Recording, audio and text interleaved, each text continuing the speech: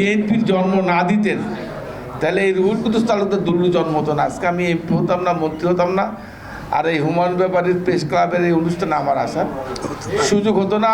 আর আজকের এই পরিচিতি, এই সম্মান, আপনারা আমাকে চিনেন দুলু হিসাবে, একজন বিএনপির নেতা হিসেবে আমি অতটা নিজেকে মনে করি না, আমি একটা কর্মী, একজন বিএনপির সাধারণ কর্মী। আজকে সারা দেশের বিএনপির কর্মী হিসেবে আমি রুহুল কুদ্দুস তালুকদার দুলু, আমার আইডেন্টিটি, আমি বিএনপির দুলু, আমি বিএনপির দুলু, এটাই আমার আইডেন্টিটি।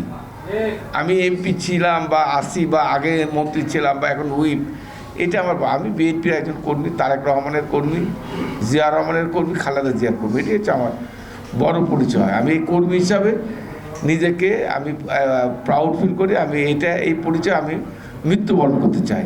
প্রিয় ভাই বোনেরা, আজকের এই দিনে আমি মনে করি আমাদের নেতা শহীদ প্রেসিডেন্ট রহমান যে স্বপ্ন, যে দর্শন, যে আদর্শ দিয়ে গেছেন, আমার সাংবাদিক ভাইরা, আপনারা, আমরা বিশ্বাস করি এই জিয়া রহমান সাহেব তার এই জনপ্রিয়তা, তার এই আদর্শ, তার এই কর্মসূচির উপর ভিত্তি করে বিএনপি বারবার বাংলাদেশের রাষ্ট্রীয় ক্ষমতায় এসেছে। এবং এই যে 2026 সালে যে নির্বাচন 12ই ফেব্রুয়ারি, আমি মনে করি এই জিয়াউর রহমানের দর্শনকে, জিয়া রহমানের কথা বলে, জিয়া রহমানকে ভাঙিয়ে বিএনপি 2/3 মেজরিটি নিয়ে রাষ্ট্রীয় ক্ষমতায় এসেছে।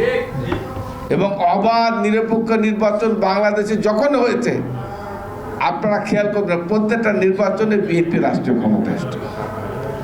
আর বিএনপি যখনই ক্ষমতা এসছে তখনই ষড়যন্ত্র হয়েছে। আপনারা দেখেছেন জিয়া রহমান স্যারকে ষড়যন্ত্র করে হত্যা করা হয়েছে। 91-এ যখন ক্ষমতা বিএনপি এসছে, হাসিনা বলেছিল, মনে আছে কিনা আপনাদের, মনে থাকার কথা, একদিনের জন্য আপনাকে শান্তিতে থাকতে দেব না। 172 দিন হরতাল দিয়ে বিএনপিকে মারাত্মকভাবে বিপদগ্রস্ত করার চেষ্টা করা হয়েছে। বিএনপি, খালেদা জিয়া আমাদের নেতা, নেত্রী, স্বাধীনতা, সার্বভৌমত্ব, গণতন্ত্র রক্ষা করার জন্য অনেক কিছু উনি সহ্য করেছেন।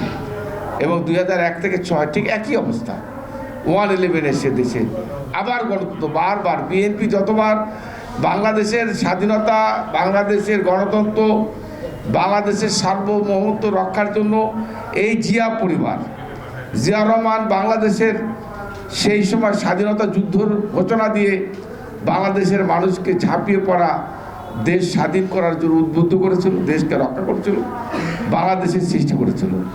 আবার বেগম খালেদা জিয়া 1982 সালে এরশাদ ক্ষমতা নেওয়ার পর আপনারা দেখেছেন বাংলাদেশের গণতন্ত্র যখন বিপন্ন, স্বাধীনতা সার্বভৌমত্ব যখন বিপন্ন, সেই মুহূর্তে তার দুটো সন্তান তারেক রহমান, আরাফাত রহমানকে ঘরে শিশু বাচ্চাদেরকে